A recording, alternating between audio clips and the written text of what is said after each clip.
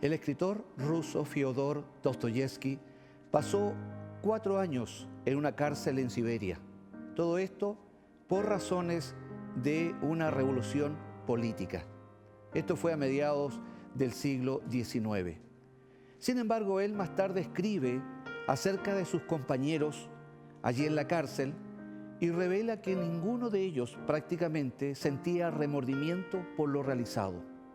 Él dice: no llegué a ver un ápice de culpabilidad frente a los hechos consumados. Es más, muchos de ellos consideraban interiormente que habían hecho absolutamente lo correcto. Les extiendo la bienvenida a Lecciones de la Biblia.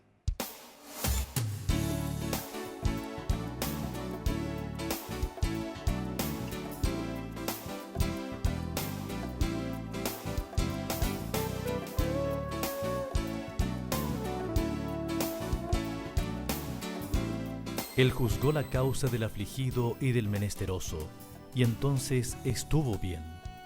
¿No es esto conocerme a mí?, dice Jehová. Jeremías capítulo 22, verso 16.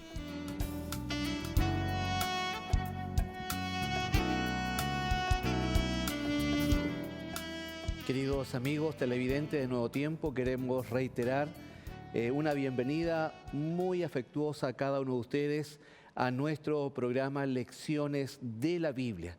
Ya hemos estado siendo acompañados gratamente durante las semanas anteriores y hoy día no es la excepción. Está el pastor Pablo Millanado Torrejón con nosotros, pastor de la Iglesia Adventista, licenciado en Teología, la persona ideal para que nos acompañe y nos ayude también a comprender mejor el gran ministerio profético del libro de Jeremías. Por lo tanto, Pablo, te extendemos la bienvenida una vez más a nuestro estudio de Nuevo Tiempo y compartir con los amigos. Sí, es un gusto estar aquí.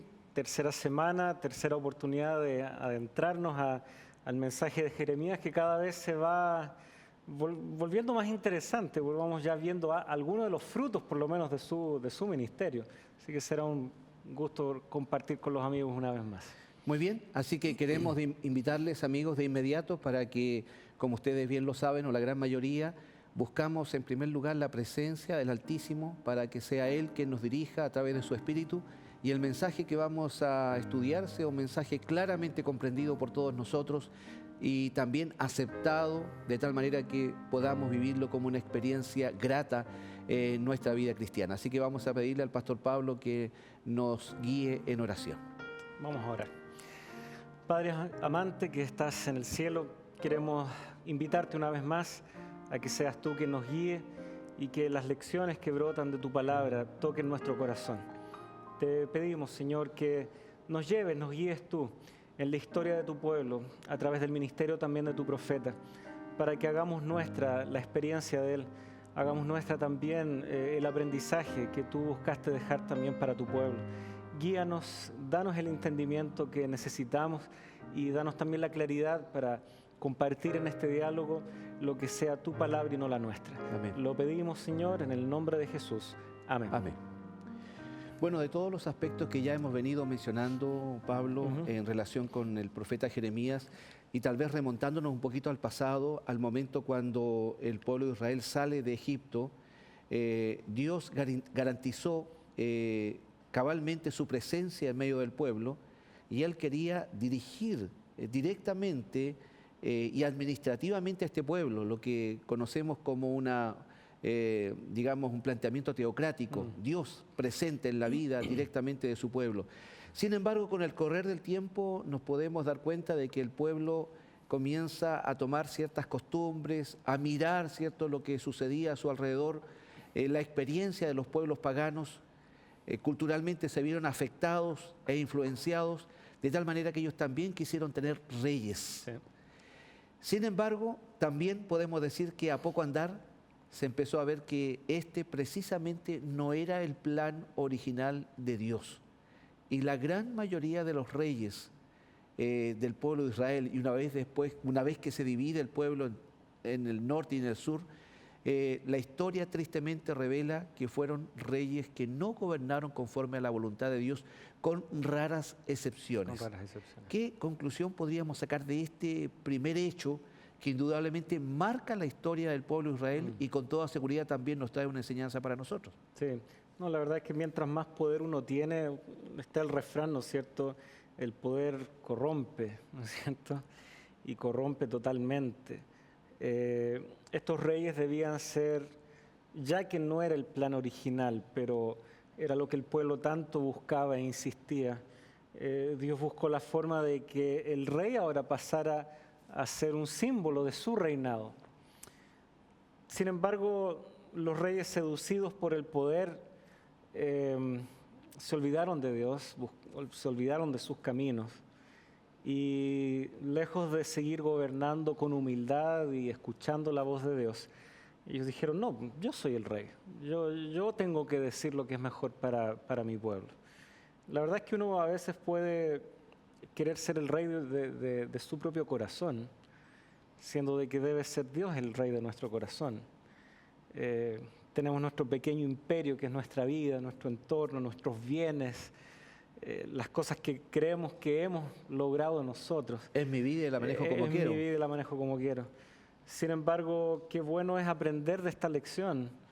Reyes que no estaban cortos en recursos ni tal vez en conocimientos, pero sí quedaron cortos en sabiduría y en humildad. Y finalmente todo un pueblo pasó a sufrir por las malas decisiones de estos hombres. ¿Cuántos aspectos de nuestra vida, cuántas personas que nosotros amamos y queremos, a veces también sufren por las decisiones que nosotros en nuestro egoísmo, en nuestro orgullo, en nuestra rebeldía también tomamos? Así que nuevamente la experiencia de todo un pueblo igual se puede aplicar a nuestra vida individual y los desafíos entonces que ellos enfrentaron y la forma en que Dios buscó llamarlos nuevamente a la cordura es también una lección para nosotros. Semanas anteriores, las palabras de Jeremías no eran palabras fáciles, pero eran las palabras necesarias para que ellos recapacitaran. Aún así parece que ya era demasiado tarde, el pueblo ya venía con una inercia, con un ímpetu que costaba detener. A veces pareciera ser que se nos tiene que hablar bastante fuerte y claro, Sí. tal como lo hizo Jeremías, para poder entender cuál es el mensaje real de Dios. A pesar de eso, muchas veces tampoco hubo una respuesta favorable. Sin embargo, lo alentador de esta historia, Pablo, y creo que los amigos también lo van a percibir de esta manera, que finalmente Dios permite que cada persona tome su propia decisión. ¿Ah? Y si bien es cierto que habían reyes, en su gran mayoría, que no hicieron lo recto delante de los ojos de Dios, y lamentablemente son los más. Sin embargo, hubieron algunos que estuvieron dispuestos a ir por el lado del bien. Y aquí destaca Josías, Sí. el 16º rey del reinado del sur, que reinó entre los años 640 y 609 a.C., 31 años de reinado.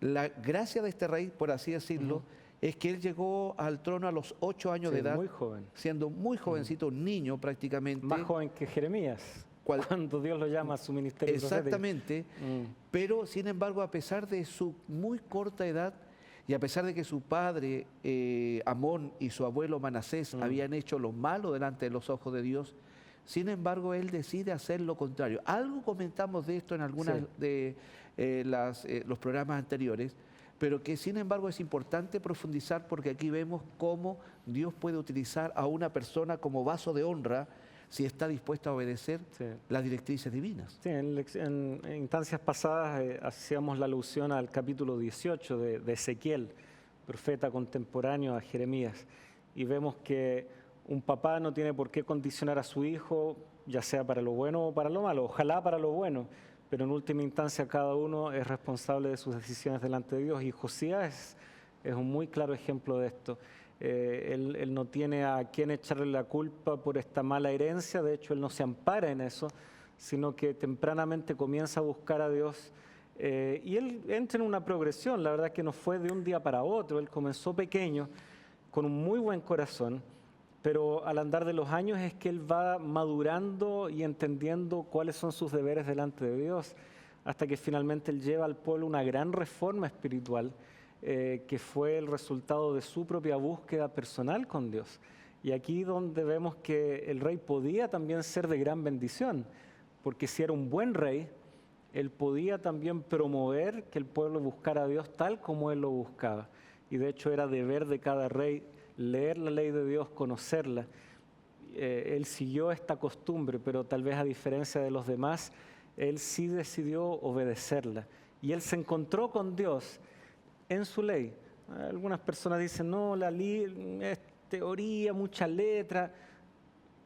Él se encontró con Dios y él encontró ahí a un Dios amante y cercano, al punto de que él quiso contagiar a toda la nación con esa experiencia que él estaba teniendo. Así que para nuestros amigos que nos escuchan y que de pronto también ha llegado a sus oídos esta expresión, no, esto es teoría, es como yo quiero solo una experiencia, ¿no? La letra mata. La letra, ¿no? Él, este rey, pudo marcar la diferencia porque se vio cara a cara con la palabra de Dios y se dio cuenta de que había muchas cosas que mejorar y en función de eso él guió a su pueblo. Ahora, si bien es cierto, ya algo has mencionado, claramente el pueblo estaba necesitando una gran reforma, Sí. un gran reavivamiento en primer lugar de su fe, algo que estaba prácticamente extinguido. Sí. Pero aquí hay algunos elementos importantes a considerar donde Josías, a pesar de su juventud, de su, entre comillas, inexperiencia, pero estaba siendo guiado divinamente, supo capitalizar de tal manera que el pueblo pudo reaccionar, por lo menos por un tiempo. Y por lo menos algunos. Y por lo menos algunos. Sí. ¿Qué elementos tú destacarías? Ya algo mencionaste, la importancia de llevar al pueblo a la ley de Dios fue Sí. fundamental. ¿Qué otros Sí. elementos más están incluidos? Bueno, en la lección anterior, cuando veíamos ahí algunos de los primeros capítulos de Jeremías, el capítulo 2, versículo 13, Jeremías ya adelanta este principio. Ustedes dejaron, pero también cavaron cisternas. Dejaron a Dios, ese pozo profundo de agua de vida, y cavaron, o sea, hicieron y no hicieron. Acá, en el caso de Josías, se ve nuevamente este principio. En esta reforma, él deja de hacer, pero también hace. Deja de hacer qué cosa. Segundo libro de Crónicas, capítulo 34, es uno de los pasajes en donde se nos menciona la reforma de Josías. Y él lo primero que hace es ordenar que se quiten todos los lugares dedicados a la idolatría y consecuentemente también los ídolos. O sea, él erradica la idolatría. Interesante, manda que se quiten, no que se tapen, quiten, ni se no que se oculten por algún tapen, no que lado, se oculten, ni se no. maquillen. No, se derriban, se quitan, la gran mayoría de ellos. Hubo algunos lugares altos que igual quedaron en la memoria colectiva y todo lo demás, pero él se hizo responsable de que se derribaran los altares, dice el versículo 4, acá segunda de Crónicas 34, se derribaran los altares, se hicieran pedazos todas las imágenes dedicadas al sol, las imágenes de Acera, que era una divinidad femenina, ¿no es cierto?, de esa época, y así sucesivamente. O sea, las reformas y las cosas que nosotros corregimos, nuevamente, tienen que ver con lo que abandonamos, pero también con lo que ahora adoptamos. Él no se contentó solamente con quitar los ídolos, sino también reparó el templo, lo restauró en lo que pudo a su belleza original. Mientras reparaban el templo, hallaron la ley de Dios. ¿Cómo habrá sido la apostasía? Que ni siquiera se sabía dónde por estaba. decir así, la Biblia que había estado en el templo en alguna parte se les había perdido. ¿Cómo habrá sido? Ahora, me llama la atención que cuando encuentran la ley que estaba perdida literalmente, ellos no solamente la encuentran, la valoran, encontramos la ley, la colocan en un sitial X, ¿cierto?, para que todo el mundo la admire, sino que ahora se manda al pueblo a escuchar Sí. la ley, recuperar nuevamente una práctica perdida. Así Yo creo es. que aquí hay un punto importante y no sé, me imagino que tú vas a estar de acuerdo conmigo porque no solamente significa tener la Biblia en la casa, ¿cierto?, como un Abierta en amuleto, algún salmo, claro, en algún Sí. salmo, porque de alguna manera va a traer un influjo positivo para mi casa, para mi familia. A lo mejor no la tengo abierta, la tengo en un lugar muy especial de mi biblioteca, pero está llenándose de polvo. Cuenta la historia por ahí que alguien, después de muchos años, encontró en la Biblia que le había dejado a alguien, que le había regalado esa Biblia, un tremendo cheque, pero no había podido cobrarlo por muchos años pasando penurias porque realmente se le había dejado ahí a propósito para que estudiara la palabra de Dios y no simplemente como un amuleto. Entonces, es importante es esto, o sea, la relación con Dios, eso que incorporamos ahora a nuestra vida, dejando de lado las prácticas malas, es precisamente una relación auténtica y sincera con el Señor a través de una reflexión aguda de su palabra. Nosotros oramos al comienzo de este programa. Cuán necesario también es la oración para que esta reflexión sea una reflexión favorable y positiva. Así es. Ahora, si nosotros pensamos lo que hizo Josías, en realidad es lo que debieran haber hecho todos los reyes. Hubiese sido lindo que la historia hubiese continuado de esa manera. La historia habría sido tan distinta. Lo que Josías está tratando de hacer aquí es recuperar, es tratar de urgentemente llamar al pueblo a que tome otro camino. Todavía no era tarde para muchos, todavía no era tarde para él, pero vemos que eran tantos los malos hábitos que se habían establecido, de que tristemente los reyes que vinieron después de él no siguieron su ejemplo. De ahí que viene tan importante esto, ¿cuál es nuestra responsabilidad personal? Alguien pudo haber hecho algo extraordinario en nuestra familia, haber hecho un gran logro.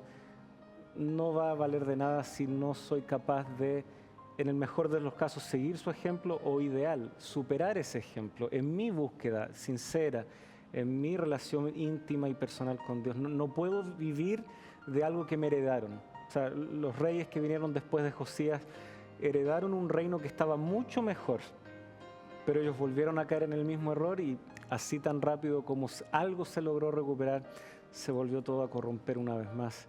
Así que se destaca nuevamente, es individual esto y es necesario revivirlo siempre. No basta que lo hice ayer, tengo que hacerlo hoy también. Y esa es tal vez una de las lecciones que nos deja este quinto rey antes de que se cayera, ¿no es cierto?, el reinado finalmente de Judá.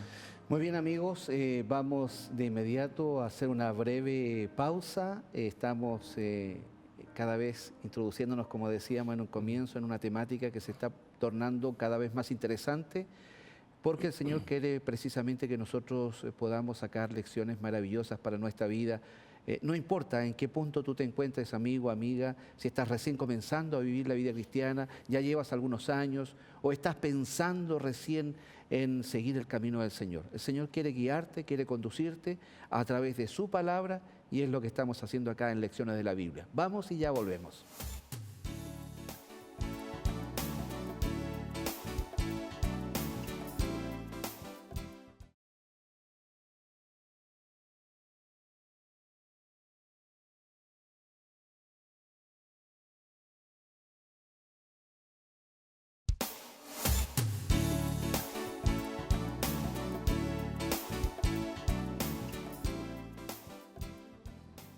Y después de esta breve pausa, amigos televidentes, estamos nuevamente de vuelta con ustedes en Nuevo Tiempo, el canal de la esperanza.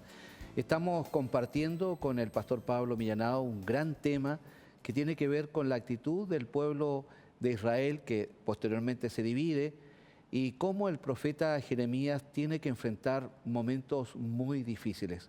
Bueno, y en relación con esto mismo, Pablo, aquí podemos claramente advertir que Dios a través del profeta comienza a preparar al pueblo, porque al parecer no había un cambio evidente, un cambio real, sincero en sus corazones.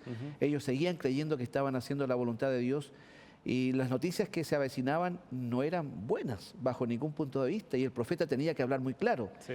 Fíjate que fuimos a la calle a preguntarle a los amigos transeúntes qué actitud ellos adoptaban frente a las malas noticias. ¿A quién le gusta recibir malas noticias? Yo creo que a nadie. Pero veamos. Uno siempre dice, dame la buena y después... Exactamente, por último, para quedarnos con el sabor, ahí algún sabor agradable dentro de lo malo. Bueno, vamos a ir de inmediato, amigos, a escuchar a nuestros transeúntes frente a la pregunta, ¿qué actitud asumimos ante una mala noticia?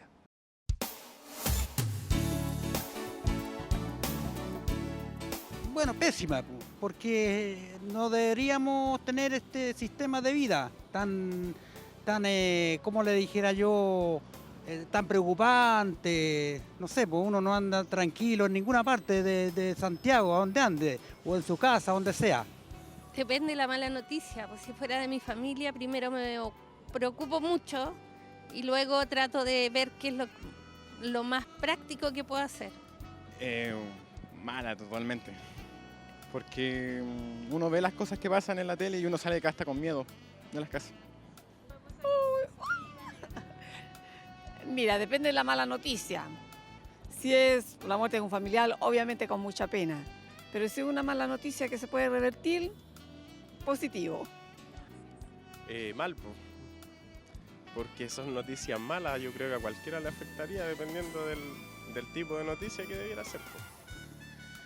Y bueno, yo creo que cualquiera, así que es la reacción que tendría cualquier persona.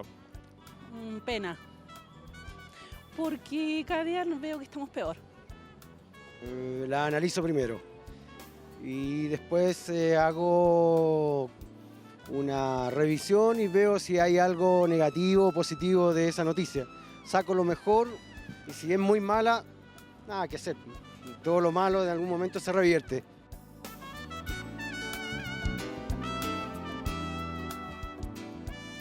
Bueno, ahí teníamos, como siempre, Pablo, variadas respuestas. Algunas se repetían un poquito. El común denominador es que a nadie le gustan las malas noticias. ¿Qué resaltarías de alguna de estas respuestas? Sí, a mí me llamó la atención la primera, en donde esta persona que ya tenía sus años, su experiencia en la vida, decía, es que no debiera ser así. No debiera ser así este sistema de vida, que andemos con miedo, que andemos recibiendo malas noticias. Pero ¿qué más podemos hacer? No podemos cambiar esta sociedad, esta estructura, por más que se hacen iniciativas, marchas y todo lo demás. Hasta las marchas a veces se transforman en un foco de vandalismo y de violencia una vez más. La mayoría de las veces. Entonces, ya la historia algo nos enseña. No podemos evitar que algo malo ocurra, pero sí muchos destacaban. Trato de abordarlo con la mejor manera. Si es una mala noticia pero tiene solución, entonces asumo una actitud positiva. O sea, en esa mezcla, en ese conjunto, yo creo que está retratada la experiencia humana. Algunos se rebelan, dicen, no, es que no puede ser, me niego a aceptar esta mala noticia. Pero ¿qué podemos hacer? Ya ocurrió. Y ahí es donde los demás decían, bueno, ¿tiene solución? ¿No tiene solución? ¿Qué oportunidades tengo? ¿Qué alternativas tengo? Yo creo que finalmente, una vez que se nos pasa esa rabia, esa impotencia, tal vez eventualmente llegamos a eso. Bueno, ¿qué hago ahora? ¿Cómo administro esta mala noticia que está llegando? De todas las respuestas que escuchamos, indudablemente sacamos como lección el común denominador que todo el mundo piensa que las cosas están de mal en peor. Sí, Me da la impresión también. que ese es el sentimiento generalizado. Y estamos frente a una realidad que se multiplica, digamos, masivamente. Pero también está la otra realidad de cómo enfrentamos una actitud, o digamos, con qué actitud enfrentamos una situación negativa o mala.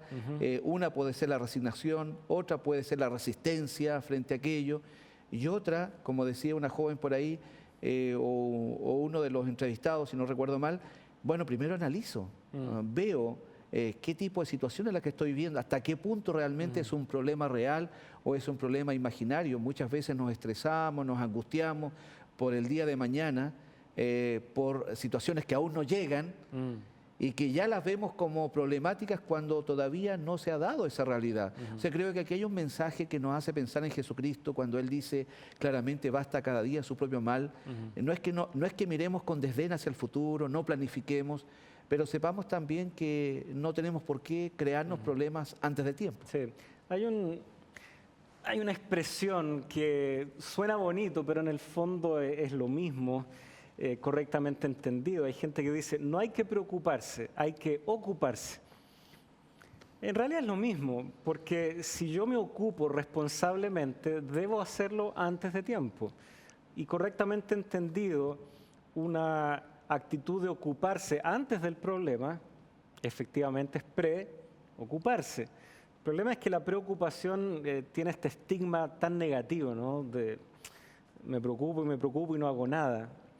Pero incluso la Biblia nos anima a que positivamente nos preocupemos, planifiquemos, podamos prever los desafíos del día. Es muy interesante, en la Biblia siempre el concepto es ese, me anticipo y busco la ayuda y los consejos antes. El concepto que nosotros hemos heredado por nuestra cultura bien griega, romana, greco-romana, ¿no es cierto?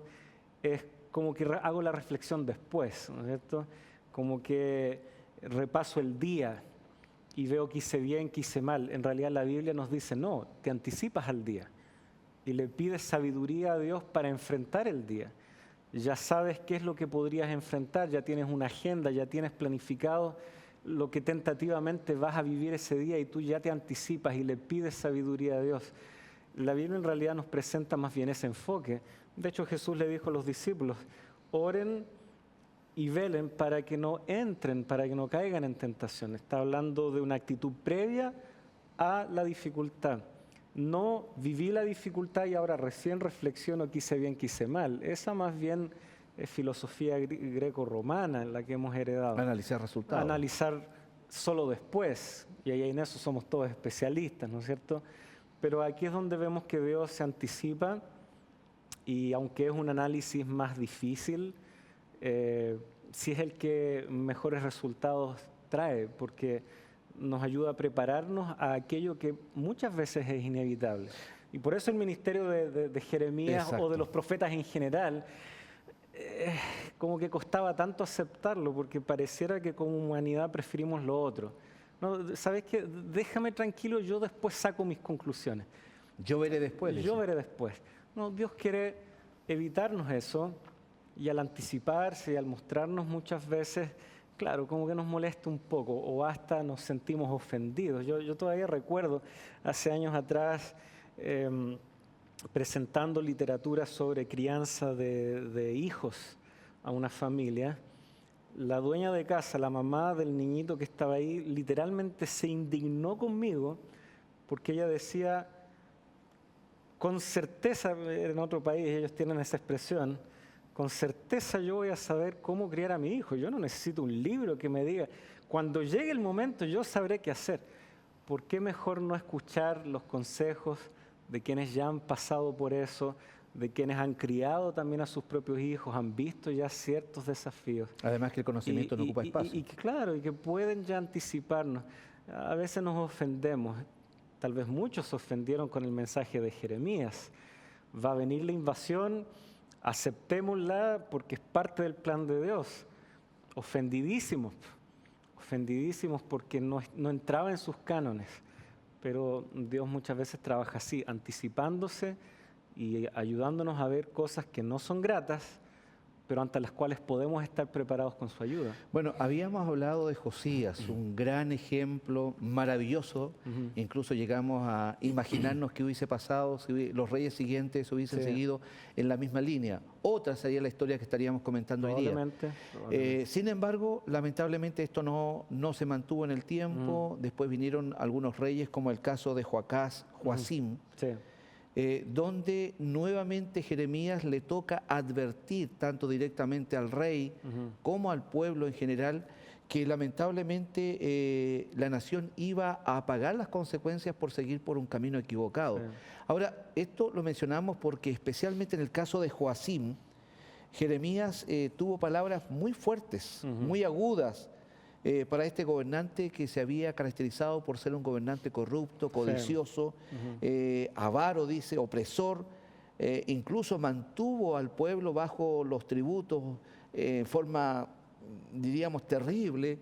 Entonces, todo esto lleva a pensar que cuando una persona pierde su conexión con Dios, no importa cuán rica haya sido la que haya tenido en algún momento, puede transformarse en una persona completamente irreconocible frente a lo que los demás conocían que era antes.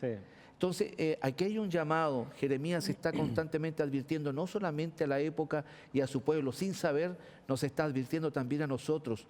Mantengamos una comunicación y una comunión real con Dios. De otra forma, la historia de nuestra vida puede verdaderamente cambiar y no precisamente para bien. No, de hecho los planes que nosotros creemos ser buenos pueden ser el primer paso para nuestra condena. Cuando Josías muere, todavía Egipto le hacía la competencia a Babilonia. un poco. Poquitos años después ya Egipto pierde bastante poder. Josías muere en torno al año 609. Ya para el año 605 a.C. Ocurre la primera incursión de Nabucodonosor, ¿no es cierto?, rey de Babilonia, hacia Egipto, y ya los debilita grandemente. Y fue justo en ese periodo, previo a esa conquista, en que vivieron estos dos reyes, Joacás y Joacim. Lo interesante es que ambos, bueno, no tanto el primero en realidad, y por eso fue reemplazado a pocos meses por Egipto, que como digo, todavía seguía haciéndole el peso a Babilonia, y fue reemplazado por su hermano Joacim. Ahora, Joacim veía con muy buenos ojos esta alianza con Egipto, por eso aceptó de buena gana que el faraón depusiera a su hermano y lo pusiera a él, porque él veía en Egipto un buen aliado para defenderse de lo que Jeremías ya venía anunciando. Se viene la invasión de Babilonia. Y Joacim habrá pensado, no, yo ya tengo una solución, yo ya tengo un esquema, y ese es aceptar el poder de Egipto. Y vamos a hacer una alianza con Egipto. Dentro de esta perspectiva, cuando el pueblo no tiene buenos referentes, fácilmente cae en esto. Dios quiere todo lo contrario, que la preocupación no esté centrada en nosotros, sino más bien en las necesidades que otras personas tienen. ¿Cómo ves tú esto en relación a lo que hoy día vivimos? ¿La iglesia hoy día está cumpliendo esta tarea? Estoy hablando, por supuesto, en términos generales. Hoy día, como cristianos, estamos abocados a poder manifestar nuestra preocupación real por el prójimo y por la necesidad que ésta tiene. Sí, la verdad es que, bueno, la caridad, y es un principio bíblico, y por eso existe ese refrán, comienza por casa, pero para luego extenderse.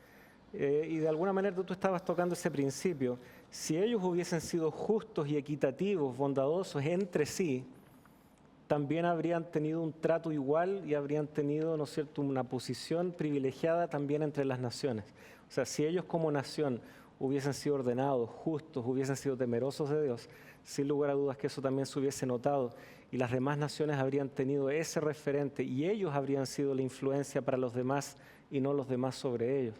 Ahora, para nosotros como cristianos, a veces uno también ve que en este tira y encoge entre aceptar el mundo como es y también tratar de marcar una diferencia, a veces es muy tentador decir, ¿qué más da? Este mundo ya no va a cambiar, pero no nos olvidemos que el mundo está compuesto por personas, no son organizaciones, no son los gobiernos.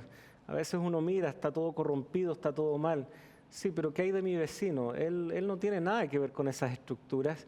Él también necesita esta esperanza, y tal vez una palabra de aliento, tal como la entregó Jeremías, es la que él necesita. Porque noten que Jeremías nunca su mensaje fue, no se preocupen, las estructuras van a cambiar, va a venir un mejor gobierno, ahora sí vamos a tener un líder que nos va a defender como corresponde, ¿no? Él no entró en materia política. Jeremías nunca entró en eso, ni nunca empezó a dar un mensaje revolucionario. Más bien, Jeremías dijo, miren, aceptemos, incluso Jeremías llegó a decir, aceptemos a los propios babilonios e incluso colaboremos para que a Babilonia le vaya bien, porque si a ellos les va bien, a nosotros también nos irá bien. Y ahí estamos divididos como cristianos. Debemos colaborar y contribuir para que este mundo sea mejor, porque si este mundo es mejor y está en una relativa paz, también esa paz nos alcanzará a nosotros. Pero debemos hacerlo entendiendo de que tiene límites, porque incluso Babilonia, que era siervo de Dios, era instrumento de Dios, también a su vez se corrompería y caería. Pero es interesante, aquí Jeremías 29, él da ese mensaje, Jeremías como profeta, de forma muy realista. En el versículo 5, instando a la gente a que no se opusiera al cautiverio en manos de los babilonios, él les dice, edifiquen casas, habítenlas, planten huertos y coman del fruto de ellos. Cásense, tengan hijos, multiplíquense. Y el versículo 7 sobre todo dice, y procurad la paz de la ciudad a la cual os hice transportar, entiéndase Babilonia. Busquen la paz de Babilonia, rueguen por ella a Jehová, porque en su paz tendréis vosotros paz. Estas son palabras que uno dice, pero ¿cómo un profeta de Dios puede decir eso? No, mejor roguemos que este mundo luego se vaya y rompa en pedazos para que ya luego se instaure el reino de Dios. Es cierto, cuando el reino de Dios se instaure, ningún otro reino va a permanecer. Pero mientras todavía estamos bajo el yugo de Babilonia, mientras todavía estamos bajo esta sociedad que oprime al justo, que oprime a veces al más débil, colaboramos en cuanto dependa de nosotros para marcar una diferencia a favor del bien. Eso es lo que Jeremías en el fondo le estaba diciendo. Y ese muchas veces va a ser el consuelo del cristiano. Tal vez no puedo cambiar las estructuras, no puedo cambiar el gobierno que es corrupto, no puedo por más que quiera cambiar estas leyes que van de mal en peor, autorizando y promoviendo cosas que Dios no aprueba. Pero mientras dependa de mí, yo voy a buscar hacer la diferencia donde puedo, con mi vecino, con mi prójimo, porque mientras tengamos paz aquí entre nosotros y mientras promovamos el bien, al menos yo también en este rinconcito que Dios me ha dado para administrar, yo también tendré paz. Y como te decía recién, Juvenal, a veces ese es nuestro consuelo, entender que no hemos de cambiar estructuras, sí hemos de cambiar vidas. Y en ese entorno en donde Dios nos ha hecho responsables, las cosas sí pueden ser diferentes. Muy bien. Amigos, vamos a ir a una breve pausa en nuestro programa Lecciones de la Biblia. Queremos invitarles para que ustedes puedan permanecer en nuestra sintonía. Ya regresamos junto a cada uno de ustedes.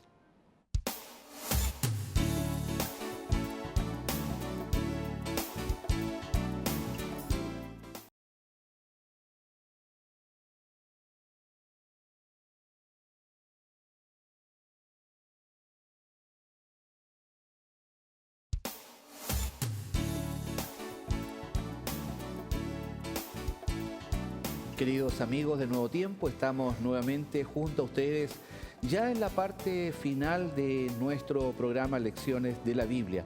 Hemos ido avanzando en esta temática tremendamente importante. Todo lo que la Biblia nos enseña es para nuestro bien y es para nuestra enseñanza, valga la redundancia, tal como ella misma lo indica.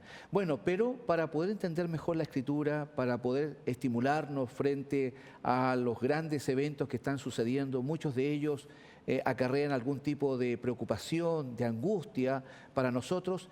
Nuevo Tiempo ha preparado materiales que son muy apropiados para que nosotros podamos crecer en nuestra experiencia personal. Y es así que tengo en mis manos este material llamado Verdades para el tiempo del fin. ¿Qué es lo que la Biblia dice a la luz de la historia? ¿Cómo va a terminar este mundo? Qué importante es saberlo. Este material le va a ayudar enormemente a saber cuáles son los acontecimientos que siguen de aquí en adelante, qué es lo que la Biblia anticipa y también cuál es la actitud que debemos adoptar frente a situaciones que muchas veces nos dejan perplejos. Bueno, ¿cómo usted puede obtener este material? Simplemente usted llámenos a la información que está apareciendo en pantalla o escríbanos a nuestro correo y de esta manera para nosotros será un agrado hacerle llegar este material de manera totalmente gratuita. Así que anímese, contáctese con Nuevo Tiempo, pida este material y con gusto se lo haremos llegar. Bueno, Pablo, estamos ya en la parte final de todo lo que ya hemos mencionado y no cabe ninguna duda de que hay textos en el libro de Jeremías que se transforman en verdaderos indicadores respecto de la forma como tenemos que conducirnos en nuestra vida y cómo debemos afrontar especialmente las crisis, tanto de carácter económica, familiares, pero sobre todo crisis de carácter espiritual. Y hay un texto que no podemos pasar por alto y te voy a agradecer si puedes leerlo, es el verso 11 del capítulo 29 de Jeremías, porque es uno de los versículos que podríamos catalogar como más famosos de la Biblia. Y me gustaría que lo leyeras para que podamos comentarlo un poquito y cuán importante es esto para nosotros hoy día. Sí, es bien representativo del mensaje de Jeremías. De hecho, viene justo después de que Jeremías les recomienda colaboren con el plan de Dios. Aunque les parezca raro, extraño, que sea una potencia extranjera la que venga, justo después de que Él les dé esta orientación, Él revela cuál es el propósito y el corazón de Dios que está dando este consejo. Versículo 11, Dios dice, porque yo sé los pensamientos que tengo acerca de vosotros, dice Jehová, pensamientos de paz y no de mal, para daros el fin que esperáis. Aquí es donde este versículo dice, miren, el fin de todo este proceso, aunque es doloroso y difícil de entender, es de paz, de bienestar para ustedes, porque ahora ustedes tampoco están tranquilos. Ven injusticia, ven calamidad, ven degradación. Y aunque venga un momento difícil, lo que quede finalmente terminará en paz.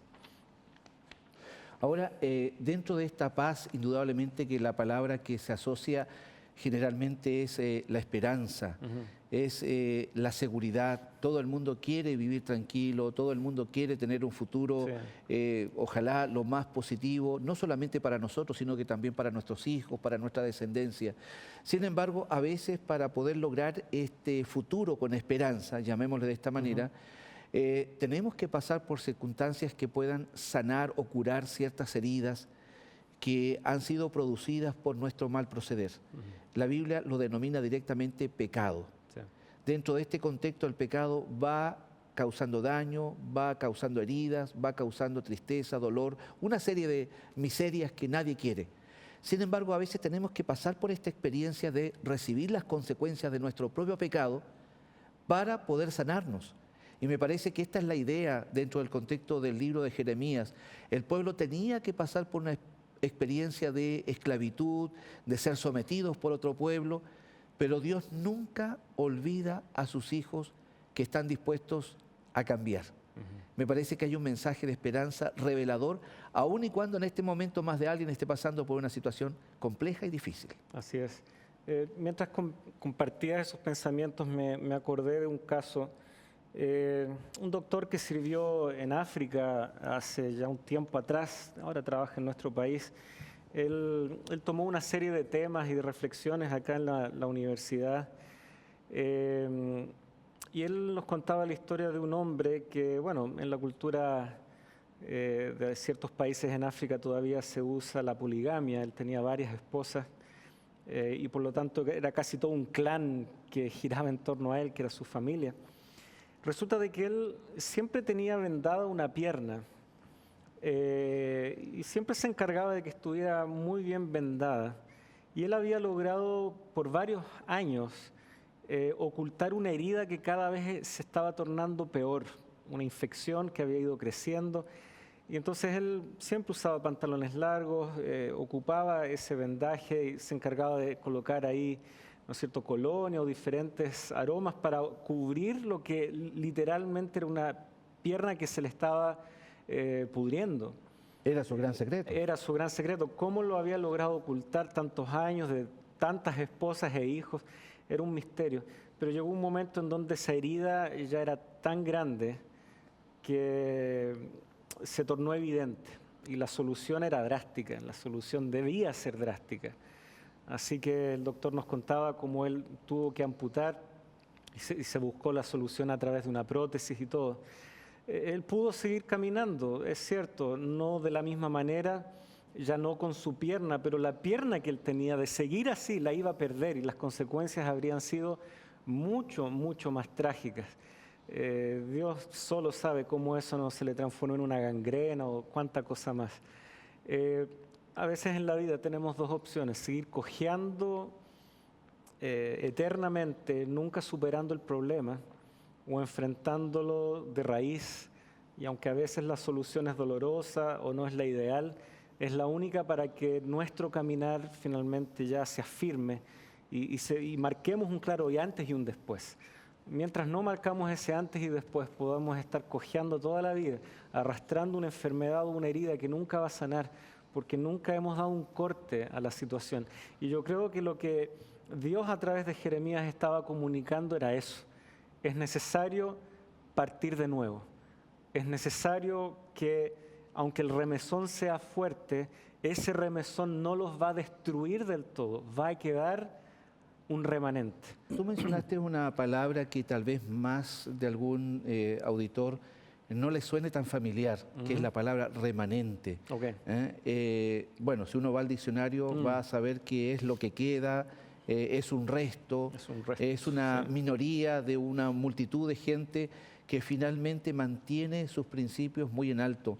Se dice claramente y Apocalipsis lo confirma, utilizando las palabras de Jeremías, que finalmente no todo el mundo va a acatar, estoy hablando del mundo cristiano, las directrices claras y directas del Señor en su palabra, a pesar de que todo el mundo utilice la Biblia. Sí.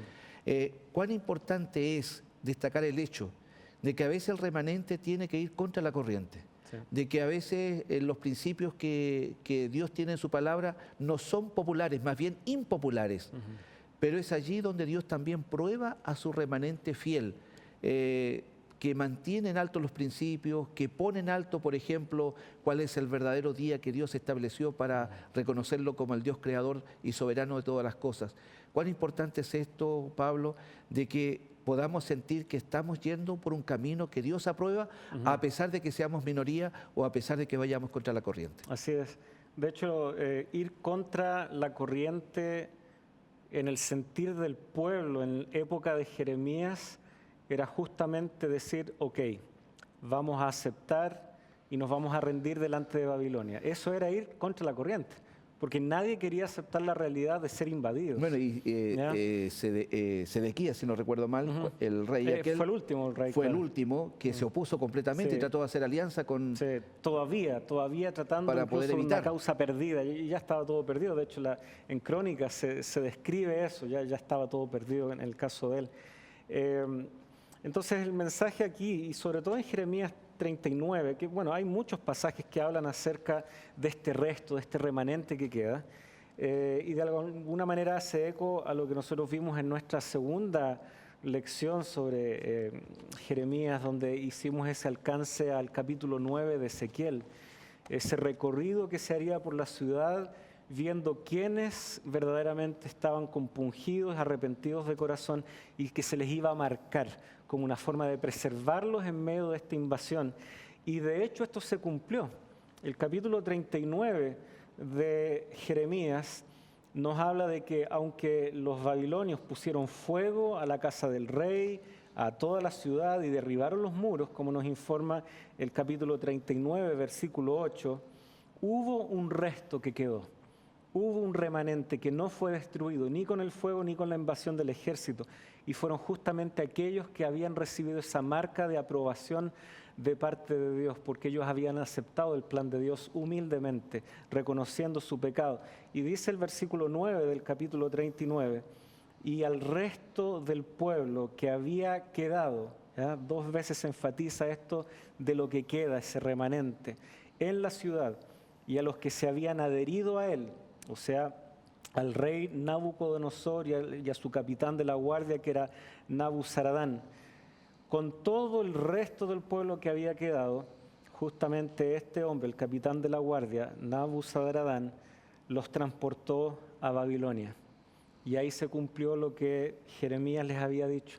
En Babilonia construyan sus casas, cásense, tengan hijos, planten, porque Dios ahí los va a preservar. Y ese remanente que no fue destruido y que prosperó y creció aún en el cautiverio, regresaría para ser ahora esa semilla de la esperanza una vez más, de que el pueblo de Dios comenzara una vez más después del exilio. Y ahí es donde nosotros entendemos, nunca cuando Dios juzga o permite que el mal alcance nuestra vida, es con el objetivo de que seamos destruidos del todo. No, solo Dios permite que se queme y que sea destruido lo malo, lo que estaba funcionando mal, esa corrupción ya no existió más. Tuvieron que comenzar en una sociedad en donde eran extranjeros, donde tuvieron que unirse con lazos en torno a su fe, a su identidad, algo que ya habían perdido estando en su propia tierra. Pero ahí en el extranjero, en el exilio, no les quedó otra que volver a sus raíces, que volver al Dios de sus padres, que volver al Dios que incluso en el cautiverio los estaba sustentando.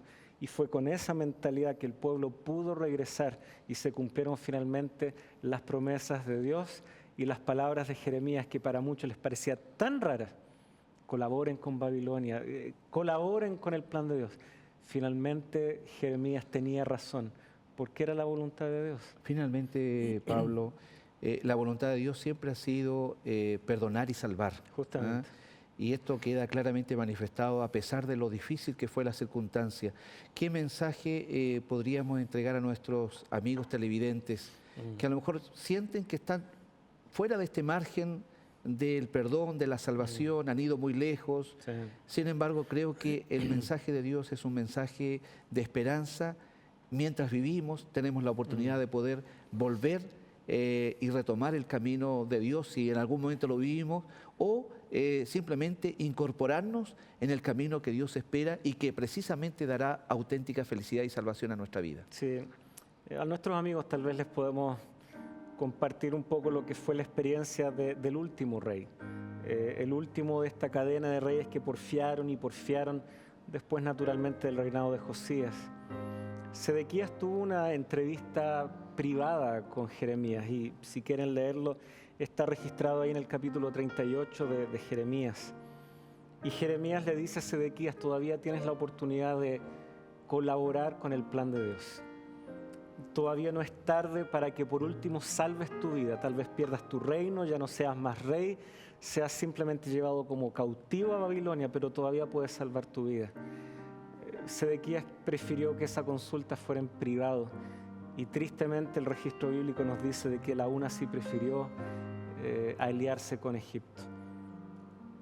Todos tenemos esa oportunidad de consultar íntimamente con Dios.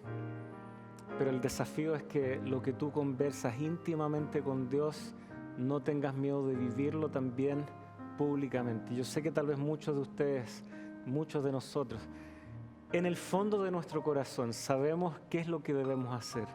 Sabemos que debemos dejar el mal camino en el que estamos. Sentimos la impresión de Dios en nuestro corazón diciéndonos qué es lo correcto, pero por miedo, por el qué dirán, al igual que Sedequías, igual hacemos lo que no es correcto y no colaboramos con el plan de Dios que sí logramos conocer, pero que tristemente no aceptamos. Yo creo que mi invitación a nuestros amigos y también que hago a mí mismo, démonos ese tiempo de intimidad con Dios y lo que descubrimos en esa intimidad con Dios no tengamos miedo de vivirlo también públicamente.